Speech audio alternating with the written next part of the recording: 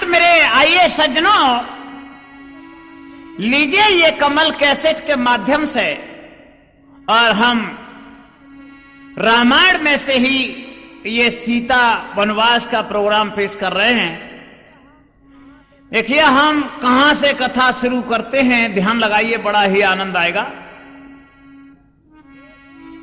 कि एक अयोध्या के पास में एक छोटा सा नगरा था, उस पर एक धोबी और धोबिन रहा करते थे। एक दिन धोबिन धोबी से कहने लगी, पिया, हाँ हाँ कहो क्या बात है, कि जब से तुम मेरी शादी करके लाए हो और तुम्हारी देहली पर आई हूं, जब से मैं पीहर नाय गई, अब तो मुझे मैया बाप की बहुत याद आती है। भैया क्या बोली रामवीर? हाय के जब से ब्याह भयो, कहा कह रही रामवीर? के जब ते ब्याह भयो, मैंने देखो नाई माई को।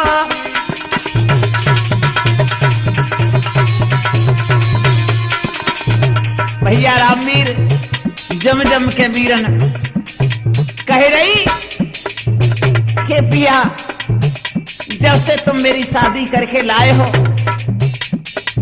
जब से मैं पीहर में नहाए गई, मुझे मैया बाप की बहुत याद आ रही है। स्वामी मैं तुम्हारे हाथ जोड़ती हूँ, स्वामी मुझे आज्ञा दे दो, मैं मैया बाप को मिलने के लिए जाऊंगी। आई के जब से ब्याह भयो, मैंने देखो नाई माई को।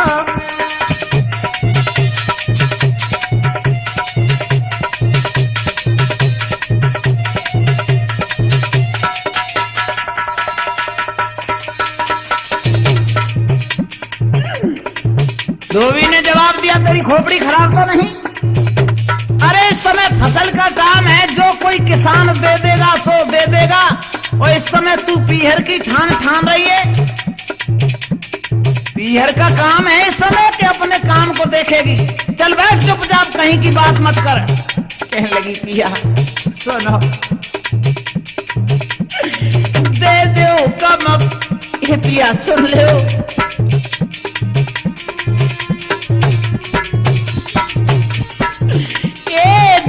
हुक्म पियारा को जाऊं। स्वामी बिना ले बउआ के लौट के आऊं।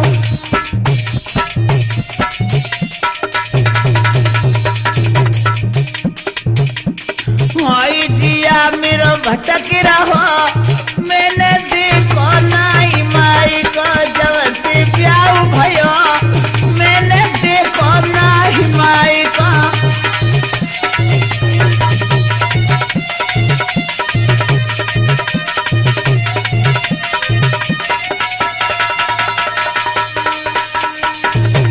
आज मेरे सज्जनों, दुखियारी रो रो कर कहने लगी, पिया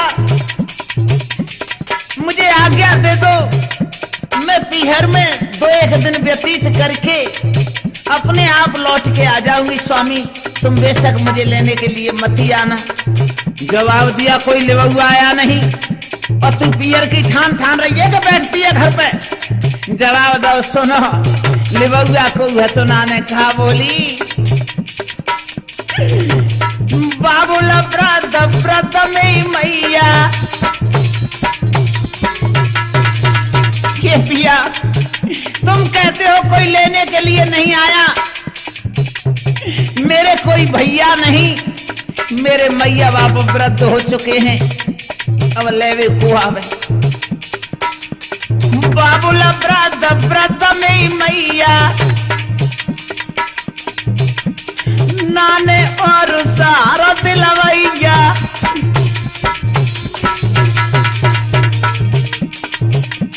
आई नाई विधि भ्राततिया, मैंने देखो नाई माई को। जब से ब्याह भयो, मैंने देखो नाई माई को।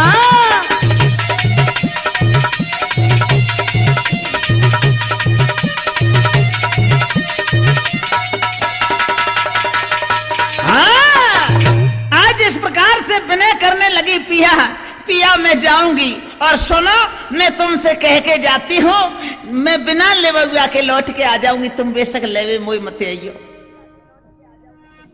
भैया धोबी कहने लगा कि सुनो, एक बात का ध्यान रखना, मैं तुझे लेने के लिए नहीं आऊंगा। जवाब दो, मैं कहता रही हूं, तुम बेशक मत आइयो, मैं अपने आप आ जाऊंगी। 2 दिन बस पीहर में रहूंगी, तीसरे दिन लौट के चली आऊंगी। भैया धोबी ने जवाब दो, तो ठीक है, चली जा। पति से आज्ञा पाई के तुरंत माई के कू चली, 2 दिन पीहर में बिताए, सो मात से बोली लली। भैया आज वो पति की आज्ञा मान के पीहर को चल दी है रामी। 2 दिन पीहर में रही, तीसरे दिन मैया से बोली, मैया अब लो हम अपने घर के लिए चलेंगे। मैया ने जवाब दो, बिटिया और 2-4 दिन रुक जब जाइयो। जवाब दो, नहीं मैया, उनने ये कह दी कि 2 दिन के बाद अपने आप आ जाइयो, तुम जानती हो कैसो अभागो है। आज मैया से विदा मांगने लगी और भैया लौट रही है पीहर से ससुराल के लिए।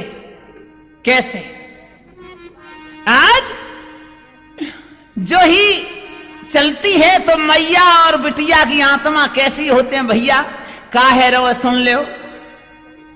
कहा बोली मैया से कि मैया मिल लेरी भोजा आई पसारी, मैया मिल लेरी भोजा आई पसारी,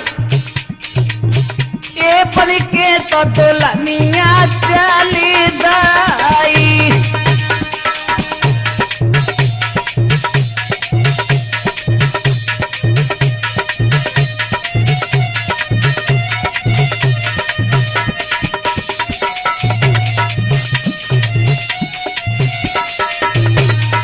रामवीर भैया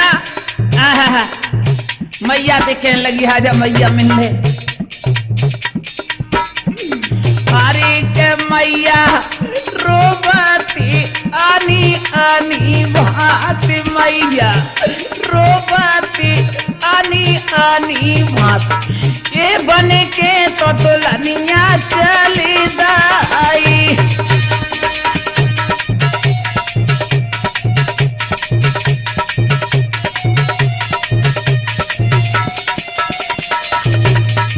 आज मेरे भगवत प्रेमिया दोनों मैया बिटिया मिल रही हैं, रोए रही।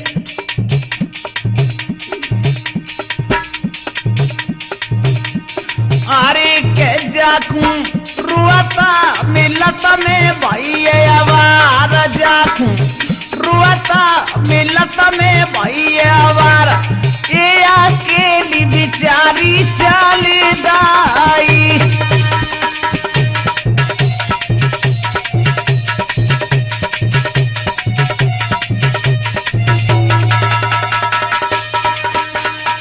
भैया रामवीर, तू जान तो मैया और बिटिया की आत्मा आज उइया कत्त में काफी समय हैगा, और भैया मिल तो में काफी अवार हो गई। तो कहने लगी मैया मैं चलूंगा। भैया चल गई। जो नेक थोड़ी सी जंगल में आई है चल के, का भाव आए के बरसा होना लगी ये घना घोर, बरसा होना लगी ये घना घोर, ये रास्ता में बिचारी घिरी गई।